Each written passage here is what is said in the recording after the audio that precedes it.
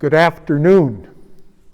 Obviously, I'm wearing a mask, and that has become one of the features of the faces of the people we meet over these last few months, and indeed, it will be one of the features that will be a requirement if you choose to attend Mass here at Assumption. This weekend, we are beginning to have Masses open for people at our regular times, Saturday at 4:30 and Sunday at 9:30. Yesterday, and I'll talk a little bit more about the reopening, but yesterday there was a gathering of about 15 or 20 people here going through the procedures, people who will be serving as ushers, and couple of things I mentioned. Masks will be required, and we're going to be asking people to arrive earlier because the seating process will be more involved. Ushers will direct you on where to sit. Choosing seats will not be an option. And then because of the communion procedure, the procession will take place after the final blessing. The whole time that we would be together probably will extend somewhere outward towards 90 minutes. We don't know. We'll know better tomorrow afternoon at about 6 o'clock after our first run through. But the expectation is that you will have worn a mask that entire time. And we're aware that that could be problematic. Many have mentioned how difficult they find wearing the mask, especially for an extended period of time. And just want to remind you that that will be one of the precautions that will be required of us during our worship. And if you think that's going to be a problem, there are other options for worshiping at home that we would encourage you to undertake. I'm in a slightly different place recording this message to you all than I have been the last few weeks. And the reason is, in the normal place there in the corner with the couch, a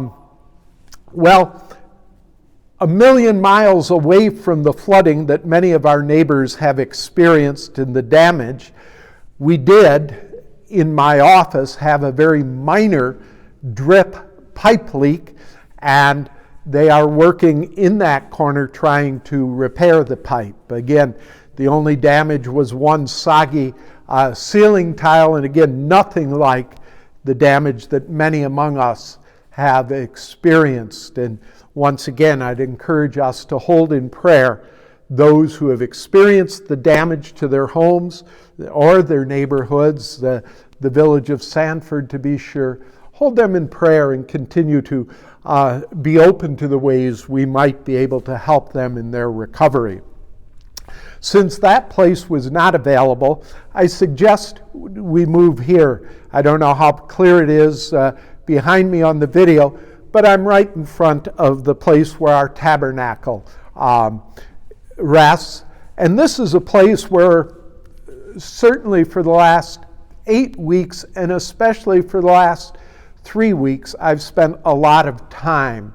I've often come over here at about 6 o'clock in the morning and sat here with some aids for my prayer. The gift of God's Word to us has been an important part of my praying, and a lot of my praying was focused on my mom as her condition continued, as I told you previously, to weaken. And then on the day after her 91st birthday, Mom took her last breath.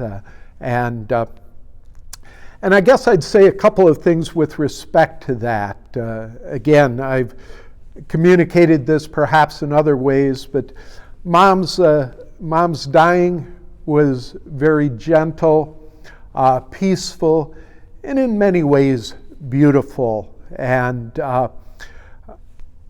my brothers and I were able, one calling in on a speakerphone, but 3 of us in her bedroom, on the Monday, May 18th, her birthday, her 91st birthday, a birthday, by the way, that she shares with St. John Paul II and our last bishop, Bishop Joseph Stone. They both were born on Mom's birthday, or at any rate, we had a very beautiful day of laughing, remembering, crying, a day full of family and a day full of love.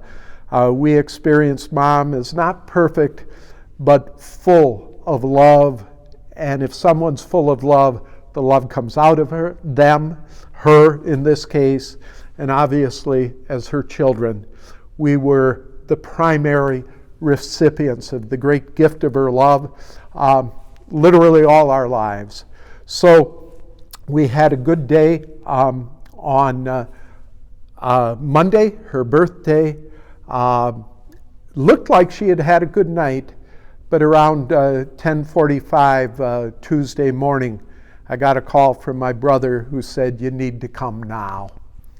And by the time, and Mom lives only 8 minutes at most from here, by the time I arrived at the house,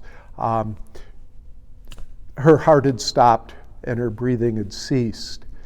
But then again, with my brother and my sister traveled to be with us through the next few hours. We had good time together with one another as we made plans. I'm grateful to the Assumption family for on Friday we were able to have a very small funeral mass here. Once again, it was gentle, it was peaceful, it was beautiful, and I and my siblings who were there, we found it healing and helpful and indeed hopeful. People ask, "How are you doing?" And my answer would be, "I think I'm doing okay. Not quite sure, but think I'm doing okay." Talking to my brother, I asked him, "How are you doing?" And he began telling me about the weather, the cottage, and the neighbors. And I said, "Well, how are you doing?" And he said, well, he finally got the point. He said, "I think a lot about Mom." And I said, "I do too." I didn't say it just at that moment, but as I thought of that conversation, I do think a lot about Mom, but all of my thoughts about Mom are warm. They're warm thoughts, and again, the blessing of that. I remember she died, as I said, Tuesday. I went into her house and indeed into her bedroom. She died on Tuesday. Get screwed up here. It's been kind of a whirlwind of sorts the last 2 weeks for all of us, to be sure. Anyway, on Wednesday I went into her bedroom, and when I walked in, I said, "Mommy, Mommy, Mommy." And I said it with kind of a mix of sadness and fear and disbelief, a certain sense of love, of hope, of gratitude. And I said that a few other times, "Mommy, Mommy, Mommy," but I've said it less frequently even in the last week and a half. And again, were I to capture in a word how I feel about what happened, it would be grateful. Grateful for my mom, grateful for her life, grateful for her love, and grateful for the peaceful and so incredibly well-timed way that her life came to its conclusion. I'm also grateful to you, my brothers and sisters in the parish family, grateful for your support for me and for my family and for Mom as she was weakening and was dying, and your support for me and us in now the week and a half since her death. Very grateful. I mentioned earlier, but it's worth repeating. I'm grateful to have had the opportunity to use this, our place of prayer, for her funeral. Speaking of this, our place of prayer, as I alluded to earlier, we're going to be reopening, welcoming people to come if they wish, with restrictions, beginning with the mask. I also mentioned the seating. There are all kinds of indicators of social distancing, places and pews roped off, and lines for the paths of movement. And we spent some time, again, repeating, last night, trying to prepare as best we could, given the procedures that we have mapped out, prepare to welcome you and pray with you tomorrow and Sunday, those of you who would choose to come. And again, we would encourage people to make wise choices that are focused on maintaining their own health and safety and the health and safety of others who would be worshiping with them. The restriction or the warning that those over 65 might continue to not become part of gatherings in crowds. Those with health conditions. Again, one of the consideration, perhaps some of you have traveled recently. Traveled unlikely for personal business, but perhaps, and again a small number, perhaps for your job, your occupation, you've traveled. Certainly we're aware that many in our community travel very regularly. So if you've traveled recently, once again, you've been exposed to different kinds of situations and circumstances, and we'd encourage you to not risk bringing something that would create sickness, sadness, disease, and perhaps even death.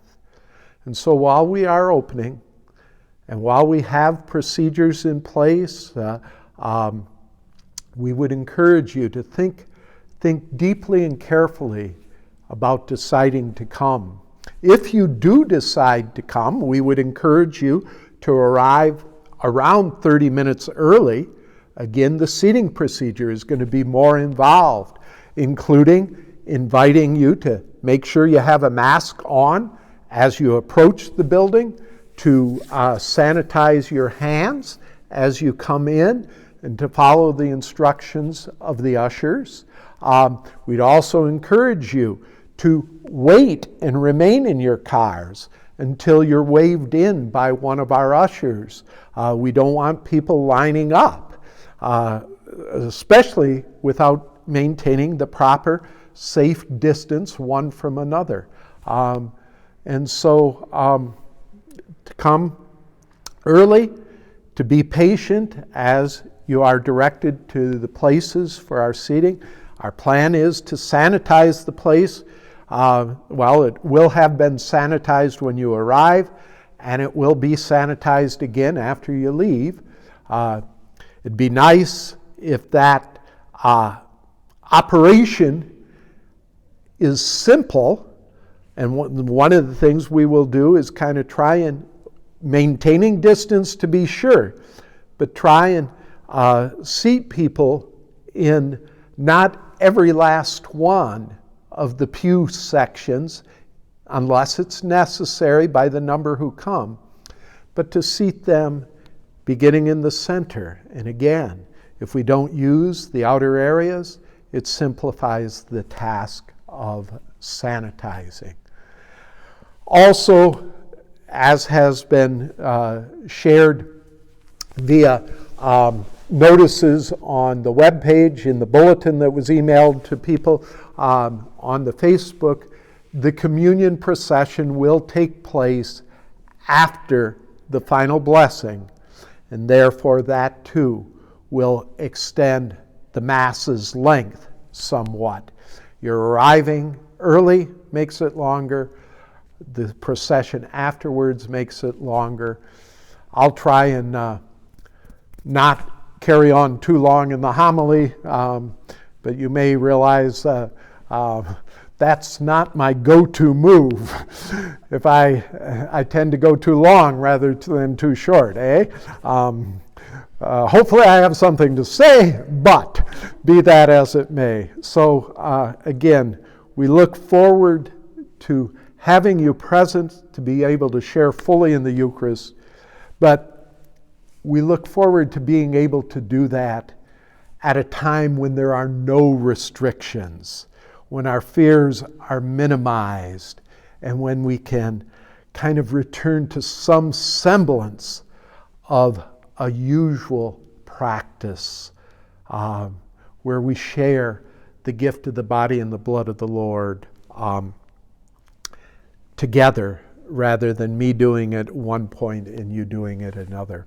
This weekend we will celebrate the Feast of Pentecost, hence the red shirt, the feast of that Spirit that transforms the disciples and is offered to transform us all.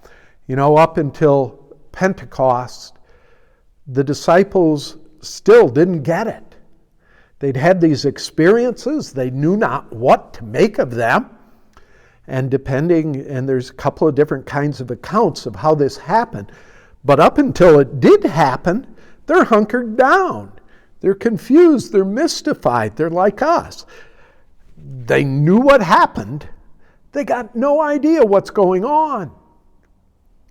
But the Spirit comes and transforms, gives wisdom, gives courage, enlightens us to the gifts that we do have, and helps us to use them. It's what we're going to celebrate this weekend. And we do have many gifts and many blessings. Some of them perhaps we're blind to or clueless about. But we open ourselves to the Spirit that brings us together in our different gifts and forms us to be the body of the Christ alive in our world. The Christ who heals, the Christ who forgives, the Christ who gathers, the Christ who teaches. And all of that comes because the Christ comes from God, who is love. We can celebrate it in our homes with those whom we love most in our lives. We can celebrate it by reaching out in acts of kindness and charity and forgiveness to others around us. And all of this happens before we come to church. We don't have to be here to experience the power of love in our lives and to understand that that love is God's gift to us, given to use, to share, to nurture, to grow. I think of my mom, a loving woman. She gave her love. She nurtured her children. She helped us to grow, even gave us an example of her own continuing growth throughout her life. And now, as she is gone from us as a bodily present, we still have that love to share, to nurture, to grow, to spread to others, beginning with now her grandchildren and her great-grandchildren, and all of you in her Assumption family of faith. Closing just quickly, and I noted this in the bulletin column, we are going to have a new member of our family of faith that I'm aware of. There may be other ones that I'm not aware of. It is a new Jean Marie. That, as some of you may know, was my mom's name, Jean Marie Brattle. Sister Jean Marie Wiest is going to be joining our community in the next couple of weeks. She is going to be taking a role on our pastoral team. She will become our new pastoral associate, and she will join us in helping us to both celebrate the gifts that God has given, and then to work together to use those gifts, well, in celebration, in service, and in growth. For we are a family of faith, a family formed by the gift of the Spirit that unites, transforms, and moves us forth. We are moving. I'm moving to a new phase in my life after Mom's death. We're moving to a new phase in parish family as we reopen, and in our parish community and leadership as Sister Jean Marie arrives. May God guide our movement. May God guide our country. May God guide our leaders. And in a special way, today, this Friday, is the feast of Saint Pope Paul VI. Some of us would remember that slender, seemingly stern man. On this, his feast day, let us pray in a special way that God would guide our current Pope Francis, for our church and our world need Spirit-filled leadership to guide us to a future full of hope.